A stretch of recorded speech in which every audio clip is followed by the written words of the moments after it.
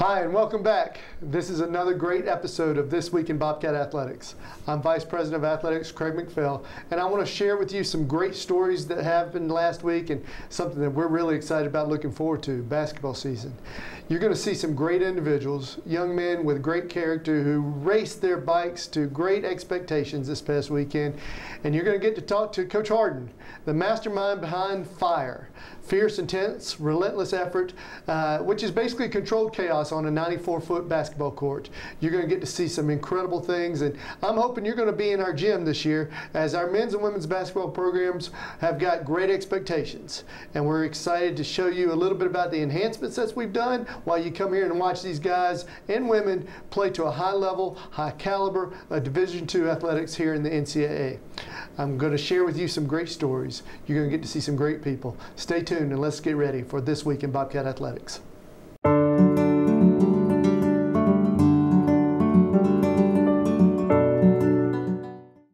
And welcome back to This Week in Bobcat Athletics. I'm Justin Perillo. I'm a student athlete here on the cycling team at Lees-McRae College. And today I'm sitting with Phil Metz and Matt Clements of the cycling team. This past weekend, they participated in Mountain Bike Collegiate Nationals in Snowshoe out in West Virginia. And the team posted some impressive results, taking 4th overall in the team Omnium. And I think these guys had something to do with that. Maybe you guys could tell us a little bit about your weekend, Phil? Well, this weekend I competed in downhill and dual slalom. Downhill is essentially racing from the top of the course down to the bottom of the mountain as fast as you can. In qualifying, I ended up posting a pretty unsatisfactory result, meaning I had to make up a lot of time during finals, and somehow during finals I made up 15 seconds, which is pretty much unheard of in downhill, because usually it comes down to like seconds or even fractions of a second. It's impressive. And Stars and Stripes again for you. Yes. Second consecutive year. Proud to bring it back as a Bobcat. I'm glad you took that title, definitely. Yeah, it's good to be wearing it again. Last year I set a huge bar for myself, winning both titles in downhill and dual slalom. So, I kind of came into this weekend being a little bit nervous, and I didn't want to disappoint. Yeah. And so it's a huge relief, but also exciting to be wearing this jersey again. Definitely. You were, I think you were favored going into there, and definitely showed them up for sure. Did what I could. And Matt, maybe tell a little bit about your really good results, taking 5th overall on the individual Omnium, actually. Well, for me, I had to compete in all 5 events. So that's cross country, short track, downhill, slalom, and then team relay. And the first event on Friday was short track, and before the race, my coach Tim Hall, he just told me, he's just like, if you're up there with the guys on the national team, you're going to be in good company, and just sit with them. And off the start line, 2 laps in, I was in the group there was 5 of us, and all 4 of the people were on the national team, and I've never been on it. And I just did everything I could to stay with them, ended up 5th in that race. And then with that result, and then doing okay in all the other events, I was able to secure 5th in the individual Omnium, but that came down to the last event because the guy in 6th was closing on me in downhill and slalom. So it took a lot of effort in the other races to hold on. The Omnium is basically just points, right? From each race, it accumulates your points. Yeah. So the individual Omnium is based off your individual result in every event. So whoever has the best results across all events will win. And there's probably like 25 to 30 guys in it usually. And it's just, and when I stood there on the podium, the guys that I was with were all guys who race World Cups and are on the national team and just different disciplines. They're all just really fast guys. So I felt honored to be up there. That's a really hard feat to do. I mean, let alone do 5 races in a weekend is, on a mountain bike is just impressive enough, but to actually do well in all 5 races. So congratulations on that. Thank you. But so what was the hardest part about your weekend? I mean, what was the most challenging thing, whether it was on and off the bike? I heard there was a pretty remote area too as well. Maybe that provided some challenges. Yeah. In Snowshoe, West Virginia, there's no cell phone service anywhere. So I left my cell phone in the room the whole weekend, and a bunch of the kids on here, their families came up, and it was hopefully you found them because they were all over the place. If Tim needed to communicate anything with us, it was all by word of mouth. There was no him sending a group text every night telling us when dinner was or anything. So that was difficult, and but it was also nice because there was no service, no one was on their phone, so I felt like the whole team bonded substantially better than normal. It was interesting. Definitely different than normal. And Phil, maybe a challenging part about your weekend. I heard you had some bike trouble out there. Our mechanic, Zach Hulick, was telling me he had to work quite tirelessly on your bike. Yeah, so for dual slalom, which is 2 runs that are parallel to each other, and like the course is only about 20 seconds long, so you need to be able to put the power down and sprint as fast as possible. My gear shifting was not like functioning properly, so every time I'd go to put some power down, like it would shift into a different gear, so I'd be losing a lot of power. So after qualifying during the main rounds, we had to completely disassemble the back end of my bike to, figure out like what was going on, borrow parts from my other teammates. So there was one round where I actually had to jump on my friend's or one of our other teammates' bikes that I've never ridden before, since my bike was not built put back together. So being able to just jump on someone else's bike and still win that event or that heat on someone else's bike is not an easy task. Impressive both on your part and on our team mechanic, Zach Hulick. Big shout out to him this weekend for going up and helping out the team. I know he had a big part in that. And so what are you guys looking forward to? Maybe next season, off season? Matt, I know you're a senior. Looking forward to graduating? Yeah, I'm excited to graduate and get a degree. Hopefully for next season, riding-wise, I'm going to compete in more of the national series for the pro cross-country series pretty much. So that's just up and downhills, unlike Phil who just races downhill.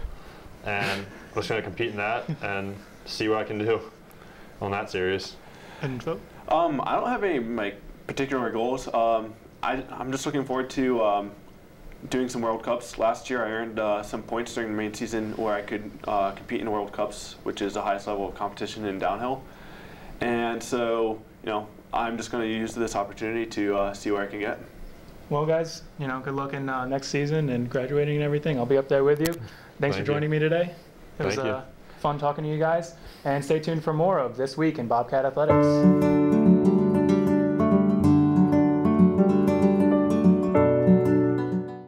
And welcome back to This Week in Bobcat Athletics. I'm Sports Information Director Chris Parker here with men's basketball coach Steve Harden.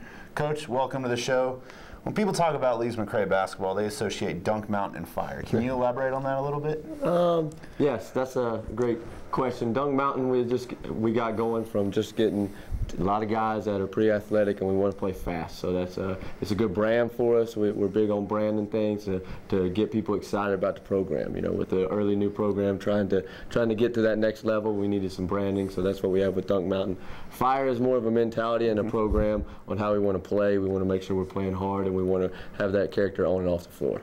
Coach, a little bit about Dunk Mountain. You guys are having Dunk Mountain Madness this Friday. Right. Can you talk a little bit about what's going to happen there and what the fans should expect? It's been great. It's student-led. Our players actually were the ones that came and wanted to get it done and took the initiative to start that. So they've talked about it on campus. So if you can, come out Friday night from 8 to 10. It's going to be exciting. Should be a lot of dunks. We're going to get the crowd involved with a lot of different things that we can do and hopefully just have some fun and showcase our guys and do some dances and a little bit of chaos for the most part. Speaking of, we heard Mr. McPhail talked about Fire's controlled chaos. You guys have a chaotic beginning of your year. I think you play 4 top 25 teams in your first 6 games. How are you feeling going into that? How's the team approaching it? And most of them are away. Right. Yeah, we're on the road. We're road warriors, and I think we have one of the toughest November schedules in the country. Mm-hmm. Playing starting with Tusculum LMU, and then just going right down the road with Kentucky Wesleyan into Southern Indiana. So it's tough, like you said. But all of them are ranked, and all of them are highly ranked. And then we come home and get to play against Mount Olive, who's ranked number 4 in the country. So most of them are in the top 10. We got a couple in the top 25. So I think we got the toughest November schedule. So it'll hopefully make us stronger. We've got to get on the road and really see what we're about. But it's going to be great for us early. Speaking of, you guys are road warriors. You did lose your top 3 scorers. Jock Moore led the nation in steals last year, but your core is coming back, right. And you also got Austin Anderson from Presbyterian. How has he meshed into the team philosophy so far, and how has the rest of the team responded to him? Two-part question. First, we lost 3 seniors that all were scorers for us, and it's hard to replace those guys just for in-game performance. We've got a lot of players that we feel like can do those those things, but they got to prove it to do it as well. But at the same time, Austin has came in and been a true leader. He's easy to get along with the guys, but he's also demanding. So I think he's meshed well. It's a character on both parts. Character on Austin coming in and accepting what he needs to do, and also just the character of our guys embracing him and inviting him into the challenge. They just want to be successful. That's just the main part. And this is your second year kind of with the Firebrand. So most of these guys are accustomed to the running up and down the court. You'll see it in practice and you'll see it in their games.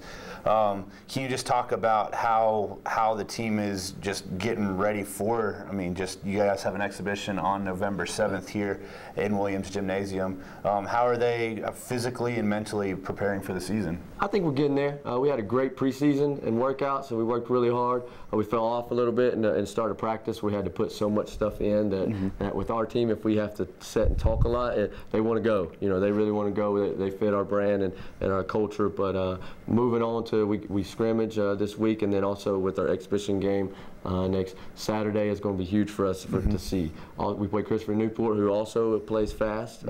They've won over 25 games last year. They're steadily great at their level, and they've won a couple. They've been to Final Four a lot of different times in NCAA Division III. So it's going to be a true test for us. It'll be a good game where both teams will play fast. So if you want to come out, it might be a 100-point game the way that both teams play. All right, Coach, one last question for you. The guys are going to perform on the court, but a lot of how the team is built is behind, like in the office. You have a former NBA player in Mr. Jennings. Danny Wallen's a recruiting warrior. You got Chad Epley, who focuses more on the strength and conditioning. How does having so many different parts of a coaching staff help the players perform on the floor? Makes my job a lot easier. We're lucky with our great staff. I mean, just the three you mentioned, I'm extremely blessed with, and just overall Bobcat Nation, just the support and from all the way from athletic director on down to the other coaches. We've just got a great core. Our coaching staff is, I'm truly blessed. I get to sit there and just pretty much dictate and do certain things and let them run the show. So as long as I get out of the way, we'll be pretty good. All right. Coach Harden and the Bobcats will host Christopher Newport on November 7th at 4:30 for an exhibition game. And we'll be back here shortly on This Week in Bobcat Athletics.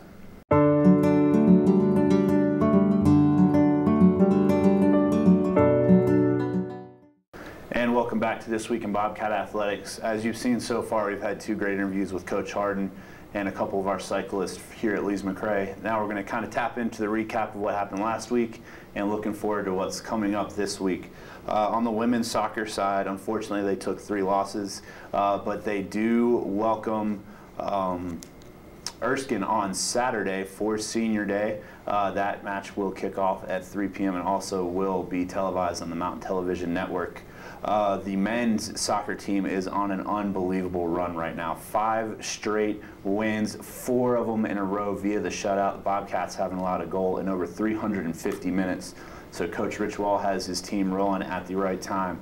They have secured a number 3 seed in the upcoming men's soccer tournament, and they will host Senior Day first on Saturday, approximately 5 o'clock. Both soccer teams will honor their seniors prior to the respective matches. 13 student athletes will be recognized.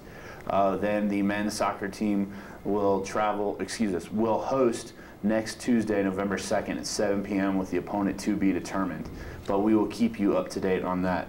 Volleyball, they traveled to Belmont. They got swept there, came back and swept Pfeiffer with 15 service aces. Pretty unheard of. And then they turned around the next day, played Belmont Abbey to a 5-set thriller, unfortunately fell by 2, but played some of their best volleyball of the year. The Bobcats are on the road at Converse and at Limestone this weekend. As you saw earlier, Justin talked with our cycling team, and so they had a very good week. Phil Metz won another national title. That is the 3rd in his young career, and the team finished 4th overall in the Team Omnium.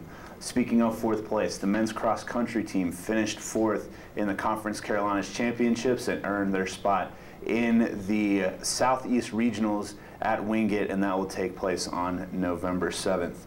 So that, and then also our last note is, you saw us talk to Coach Harden about, is the Dunk Mountain Madness. That will take place Friday, October 30th here at Williams Gymnasium from 8 to 10. You'll get to see both the men's and women's squads have some inner scrimmage. Then there's going to be some shootout contest. some free t-shirts, free candy. So come out in your Halloween swag and enjoy a couple hours of what is to come of Bobcat basketball. And we'll be back shortly with This Week in Bobcat Athletics. Welcome back to This Week in Bobcat Athletics. I want to share with you a little bit about my week and what I see as the role of Vice President of Athletics here at Lees-McRae College. I was able to go to the cross-country race that Chris mentioned and watch our men's team finish fourth in 80-degree weather, which is, you know, kind of different for us here in the mountains.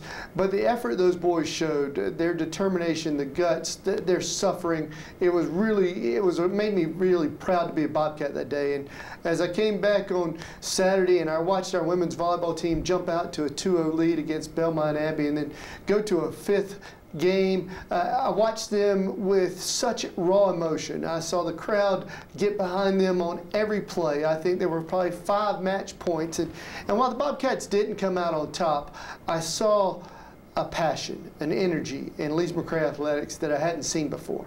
And all the while I'm getting text messages and pictures of our cycling team and the success they were having, and, you know, watching a senior in his last ride break his hand in Cody Phillips, but then seeing the epic joys of Phil and seeing those guys have such great success, with Matt being on the podium for the Omnium and Haley. Again, I was proud to be a Lees-McRae Bobcat. I'm trying to express to you just the energy and passion that we have on our campus right now with regards to our athletic department. I think it's a great time. I encourage you to be a part of everything we're doing. It's great, healthy, fun, affordable entertainment. You know, come by, watch a practice if you can't make a game. Come by and be a part of the Dunk Mountain Madness. Bring a costume, bring your child. I think it's great. I think anytime you can take part in a senior day and watch men's and women's soccer players put on the uniform for one last time, there's an emotion that's unmatched. I want you to be a part of Bobcat Nation. I want you to get invested. I want you to be a difference maker. Be that impact player that we all need.